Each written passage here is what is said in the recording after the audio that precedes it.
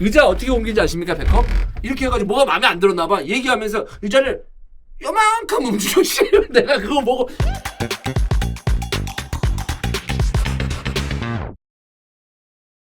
자, 넷플릭스 다큐 베컴. 네. 요거 어떻게 보면 추천 컨텐츠입니다. 광고 그렇습니다. 아니고요. 네. 진짜 재밌거든요. 네. 주원이 형이 베컴 다큐로 보고 난 다음에 야, 너 같다.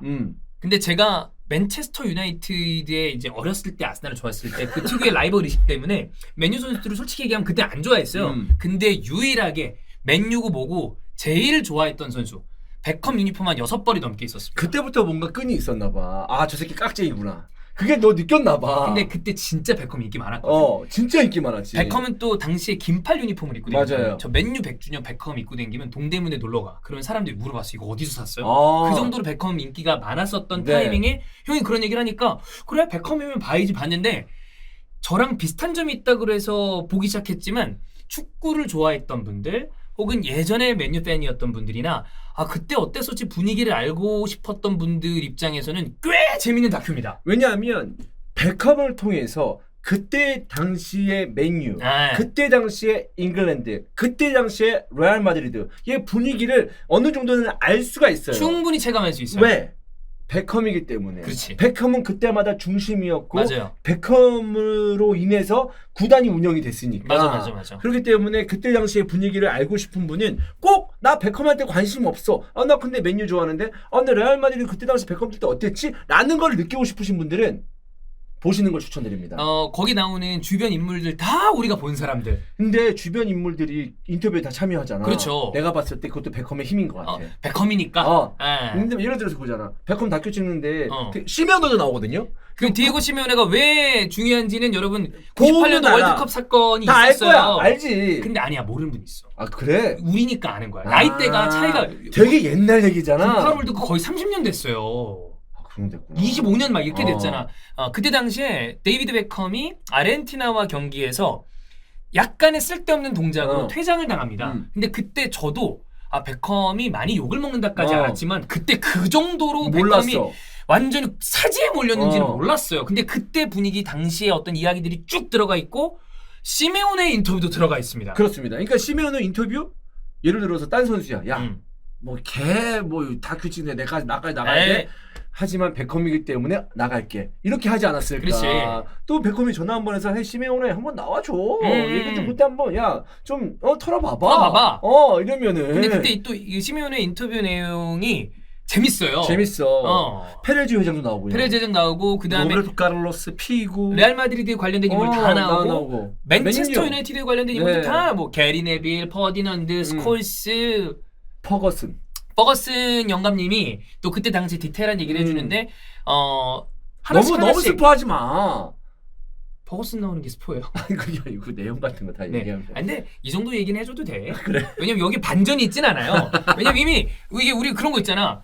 야 이방원이 죽는데 그게 스포가 아니잖아. 네. 근데 이제 디테일한 내용들을 보시면 되는데 아까 얘기했던 것처럼 주원이 형이 너랑 비슷하다라고 했던 그 모먼트는 뭐냐면 제가 뭐 아시겠지만 결벽이 좀 있어요. 생활 습관. 결벽과 강박이 있는데 내가 충격받았었던 거는 충격이라기보다 와 진짜 똑같네라고 느꼈던 거.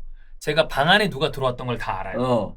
내가 그 정리하는 옷걸이 각도랑 펜 각도랑 화장대 향수 각도 그다음에 모니터의 각도가 있어요. 근데 그래서 엄마가 예를 들어 저는 이제 엄마 아빠랑 같이 사니까 엄마가 방 청소를 가끔 해준단 말이야. 제가 이제 정리를 해놔도 먼지 같은 건 제가 시간이 없으니까 못하니까. 근데 그러면 옷걸이 같은 게 각도가 틀어져 있어요. 엄마가 와서 청소해줬구나를 알아. 그 장면이 똑같이 나오더라고. 거기서 백호이 무슨 얘기를 하냐면 이렇게 정리를 하다가 막 옷장 보다가 누가 만졌네요. 그때 나 깍지 보면서 아우 스트레스 씨. 아우 그치 베컴 베컴을 봤는지 난 종인을 봤는지 모르겠어. 계속 베컴을 볼 때마다 어쨌든 베컴의 이제 은퇴 이후의 삶 또 선수 생활이 아닌 삶도 나오니까 그때마다 종인이가 생각나서 내가 베컴을 본 건지 박종인 다큐를 본 건지 모를 정도였습니다. 그 장면도 기억나요. 부엌에서 인터뷰하는 사람이랑 베컴이 얘기를 하다가 딱 보니까 이거 그 부엌에 세팅만 예쁘게 해놓고 부엌 안 쓰시나 봐요. 흔적이 없다 그랬는데 아니요 어제 유리에 먹었는데 직접 닦았어요? 제가 다 닦습니다. 완전 새 거 같아. 아니 계속 닦으면서 얘기해. 아니 다큐 찍는데 계속 닦으면서 얘기하고 의자 막 정리하면서 얘기하고 테이블이 팔각형이다. 그런 얘기 한 다음에 형 그 저 주변 사람들 알겠지만 제가 왔다 갔다 하면서 보이면 계속 이거 하거든요. 근데 베컴 딱 보더니만 이렇게 딱 보더니만 이렇게 얘기하면서 계속 야 맞죠. 이렇게 하면 나 말도 안 해. 의자 어떻게 옮긴지 아십니까 베컴? 이렇게 해가지고 뭐가 마음에 안 들었나 봐. 얘기하면서 의자를 요만큼 움직여. 내가 그거 보고 야 씨발 지금 의자도 요만큼 움직이면서 그 우리 집에 그 거실에 아일랜드 테이블이 있어. 그 부엌 앞에 있잖아. 근데 거기에 바 스툴이 3개 있어요. 근데 제가 그 재는 각도가 뭐냐면 가운데는 선이 있어. 그 가운데를 맞춰. 양쪽 2개의 채로 어떻게 하냐? 옆에 있는 그 벽에 한 뼘에 맞춰서 하거든. 그거 이렇게 하고 있으면 엄마가 아유 누구랑 결혼할지 피곤하겠다 그냥 하거든. 맞아. 근데 아무튼 그런 어떤 디테일한 면까지 볼 수가 있고 특히나 베컴이 이제 맨유에 입단한 그런 스토리.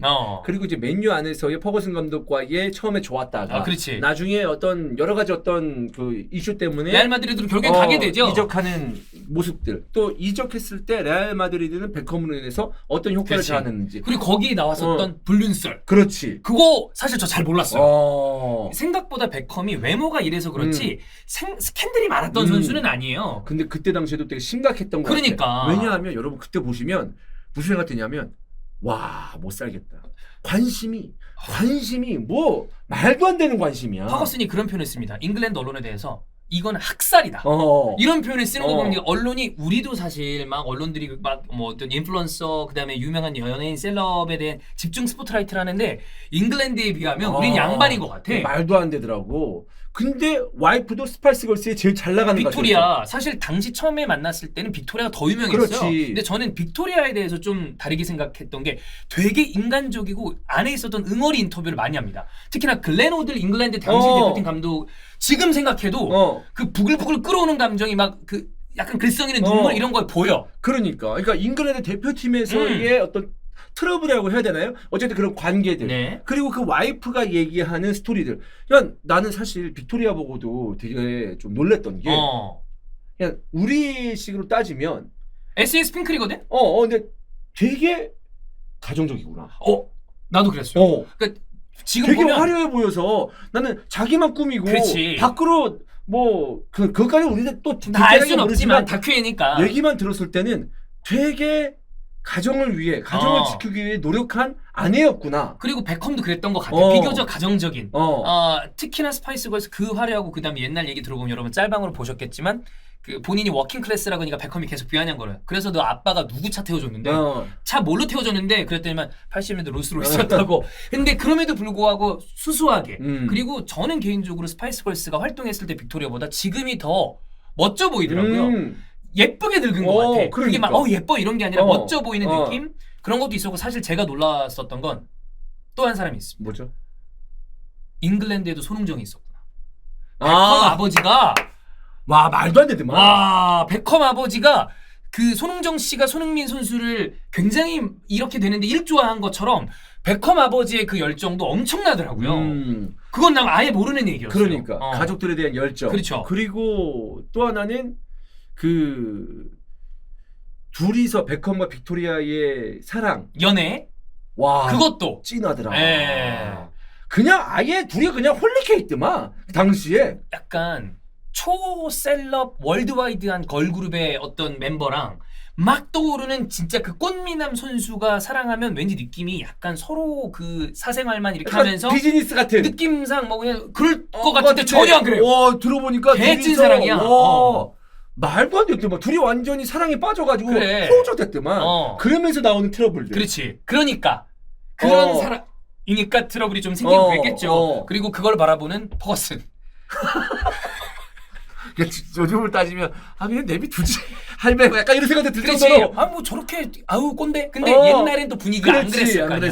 그리고 그런 퍼거슨이 있었으니까 또 맨유 그리고 퍼거슨이 베컴을 얼마나 이렇게 해줬는지 그거 보면 그래 퍼거슨이 보통 사람이 아니기 때문에 맨유가 그런 자리에 갔겠지. 압도적인 그 탑의 자리에. 퍼거슨은 베컴을 너무 사랑했어. 그래서 그랬던 것 같아요. 너무 사랑했어.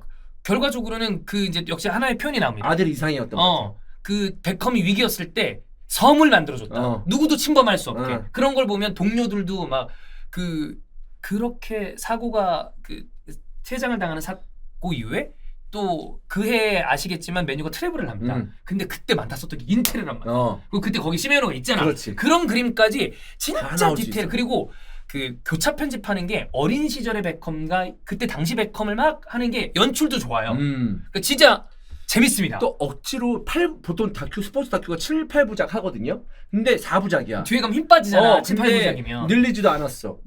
저는 스포츠 다큐 종목을 불문하고 좀 재밌을 만한 건 거의 다 보거든요. 네. 근데 이번에 베컴 나왔을 때는 꽤 좋은 다큐구나. 맞아, 나는 맞아. 다큐 볼 때마다 나중에는 좀 지루해지는 느낌이 있어가지고 끝까지 안 보는 경우도 좀 있는데 꾸역꾸역 보는 경우도 있거든요. 네. 근데 베컴은 시간 가는 줄 모르고 이렇게 해서 봤습니다. 저는 만약에 안 보셨다면 넷플릭스는 보통 가입이 다 돼 있으시니까 이건 여러분 진짜 광고도 아니에요. 네, 광고 아니에요. 저희 예전에 이제 왓챠와 함께 협업하면서 스포츠 다큐 뭐 클럽 마라도나. 그다음에, 마라도나 아니면 또 벵거 많이 한 적이 있었는데 베컴은 순수 축구 팬이라면 이거는 꼭 보실 만한 그리고 4시간 후딱 갑니다. 네. 저 주변에 축구 안 좋아하는 분들 중에 야 그거 재밌더라 하는 분들 많아요. 아 그래요? 추천. 네, 꼭 보십시오, 여러분. 네, 강추합니다.